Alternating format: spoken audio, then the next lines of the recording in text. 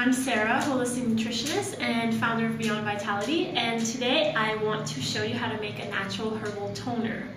So why is a homemade natural toner or any cosmetic or face or body products, why are they better than the ones you would buy in the stores, for instance? Well, these days natural can mean anything. If something has natural on the bottle, it doesn't necessarily mean that all the products inside are natural.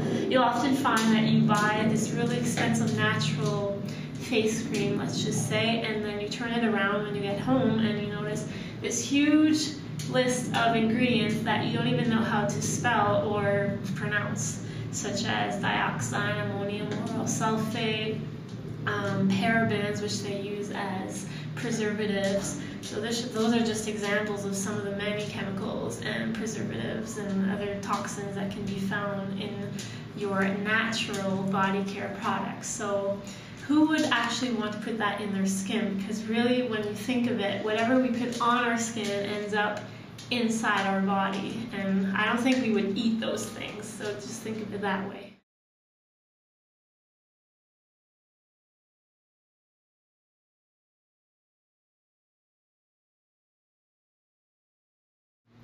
Alright, so the toner we'll be making today is homemade, and these are the ingredients we'll be using. It's completely natural, chemical and preservative free. It's clean, simple, and health promoting.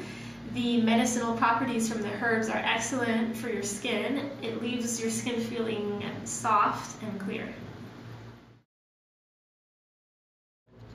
So let's begin to make our toner. The base we'll be using is apple cider vinegar. Apple cider vinegar contains natural alpha hydroxy acids that exfoliate and brighten your skin. It also restores the pH balance for your skin, and you'll notice that a lot of soaps, cleansers, other toners, chemical toners, are very alkaline, and that's not our skin's natural state.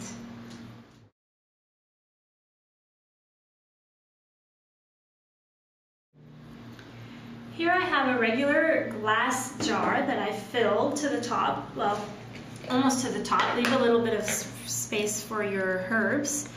So I filled it with apple cider vinegar. You can use any type of jar depending how much toner you want to make. I find that it's better if we make smaller batches at a time because it doesn't last as long as any typical toner you would buy in the store because it is preservative free. And the herbs we'll be using today are chamomile. I have some fresh chamomile here, but you can also use this dry chamomile, whatever you have in your area. Some rosemary, dried rosemary, some cloves here, some sweet basil, and some clary sage. You can use any of the herbs that you can find around your area. I happen to choose these because these are the ones I had on stock. Some other herbs you could think of using are lemon balm, roses, calendula, comfrey root, burdock root, dandelion, myrrh, golden seal, thyme, tansy, bergamot, strawberry leaves, rose hips, etc. The base herb for our toner is going to be chamomile. So I'm going to add this, get it off, into my toner. And we're going to be using 2 parts chamomile because it is our base herb.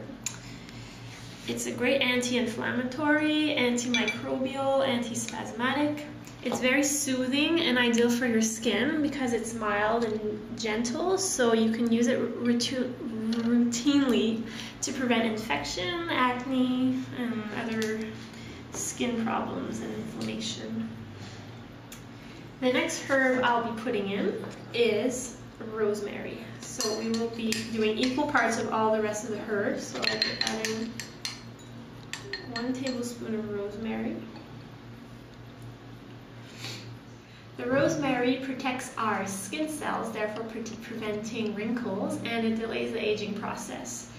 And the next herb I'm going to add is a tablespoon, or spice I should say, of cloves.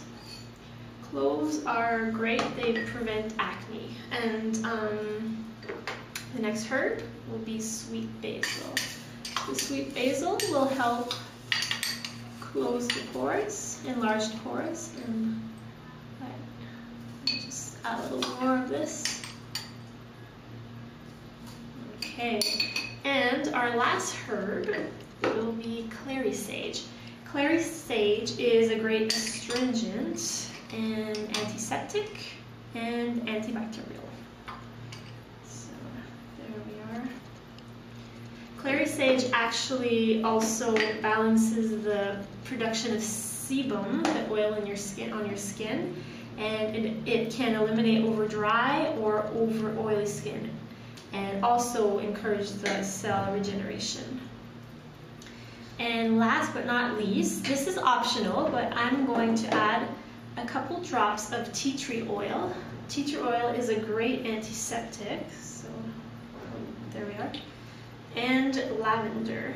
Lavender is also a great essential oil known to prevent acne and other skin problems, but like I said, these essential oils are optional, and you could also use the herb, the dried herb of lavender if you happen to have any. There is none in this area, so I'm using the oil. Now what you're going to do is close your jar tightly. Make sure you don't make a mess. And shake it. There you are. And you have your toner. So once your toner is completely ready, you're going to let it sit for 2 weeks so that you let all the medicinal properties of these wonderful herbs come out into this apple cider vinegar. And you're going to shake it 2 to 3 times a day. And I'm not going to wait 2 weeks, so I'm just going to explain the rest. Once your toner is ready in 2 weeks from now, you're going to strain the herbs out so that you just have the clear solution of the vinegar and the medicinal properties of the herbs inside. And you're going to put it back in here.